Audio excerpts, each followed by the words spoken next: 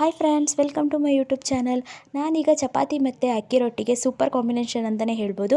ಬದನೆಕಾಯಿ ಎಣ್ಗಾಯಿನ ಹೇಗೆ ಮಾಡೋದು ಅಂತ ನೋಡೋಣ ಬನ್ನಿ. ಮೊದಲಿಗೆ ನಾನು ನೀಲಿ ಬದನೆಕಾಯಿ ಅಥವಾ ಮೈಸೂರು ಬದನೆಕಾಯಿನ ತೊಗೊಂಡಿದ್ದೀನಿ. ಒಂದು 1/4 kg ಆಗೋಷ್ಟು ತೊಗೊಂಡು ಈ ರೀತಿ 4 ಭಾಗ ಕಟ್ ಮಾಡಿ ಇಟ್ಕೊಂಡಿದ್ದೀನಿ ನೀರಿಗೆ ಹಾಕ್ಕೊಂಡು. ನಂತರ ಈಗ ರುಬ್ಬೋದಕ್ಕೆ ಏನೇನು ಐಟಮ್ಸ್ ಬೇಕು ಅಂತ ನೋಡೋಣ. ಮೊದಲಿಗೆ 1-2 ಈರುಳ್ಳಿ ಮತ್ತು 1 ಗೆಡ್ಡೆ ಬೆಳ್ಳುಳ್ಳಿ, ಸ್ವಲ್ಪ ಹುರ್ಗಡ್ಲೆ, ಕರಿಬೇವು ಸೊಪ್ಪು ಮತ್ತು 1 ಇಂಚ್ ಆಗೋಷ್ಟು ಶುಂಠಿ.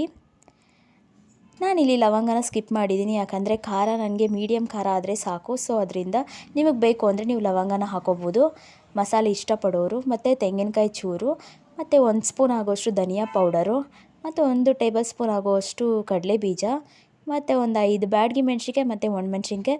ಬ್ಯಾಡಗಿ ಮೆಣಸಿನ್ಕಾಯಿನ ಸ್ವಲ್ಪ ಜಾಸ್ತಿನೇ ತೊಗೊಳ್ಳಿ, ಯಾಕಂದರೆ ಕಲರ್ ಚೆನ್ನಾಗಿ ಬರುತ್ತೆ. ಸೊ ನಾನಿಲ್ಲಿ 5 ತೊಗೊಂಡಿದ್ದೀನಿ.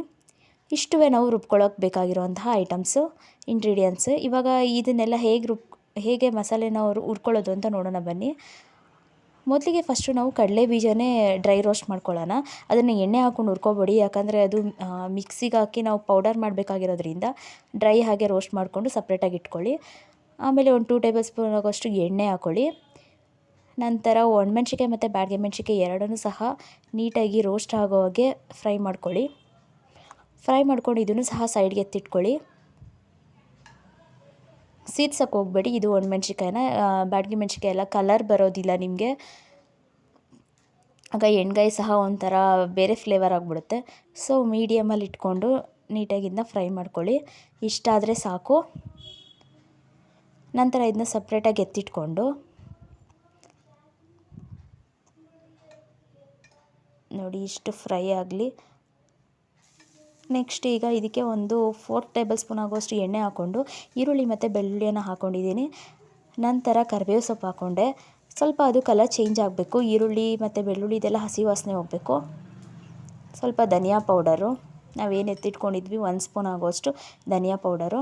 ನೀವು ಧನಿಯಾನೂ ಸಹ ಹಾಕೋಬೋದು, ನಾನಿಲ್ಲಿ ಧನಿಯಾ ಪೌಡರ್ನೇ ಹಾಕ್ಕೊಂಡಿದ್ದೀನಿ. ಅದಾದಮೇಲೆ ಸ್ವಲ್ಪ ಚಕ್ಕೆ, 1 ಇಂಚ್ ಆಗೋಷ್ಟು ಚಕ್ಕೆ. ನಾವಿಲ್ಲಿ ಮಸಾಲನ ಸ್ವಲ್ಪ ಕಮ್ಮಿನೇ, ಅಂದರೆ ಜಾಸ್ತಿ ಖಾರ ಮಾಡ್ಕೊಳ್ಳಲ್ಲ ನಾನು, ಮೀಡಿಯಮ್ ಖಾರ. 1 ಇಂಚಷ್ಟು ಶುಂಠಿ ಹಾಕೋತಾ ಇದ್ದೀನಿ.